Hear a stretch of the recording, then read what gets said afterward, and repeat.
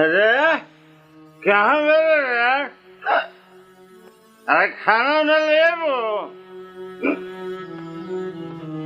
अरे ससुरी तहरा सुना तो बाकी ना अभी इतनी सिरे शुरू कर दे। अरे ये क्या है रे? तहरा घर में कुछ बाकी ना? पी के उड़ाए तो कहाँ से लेके आए? कुछ पता बा कि घर में का बा का ना बा? ये हमें से जवान लगा तेरे।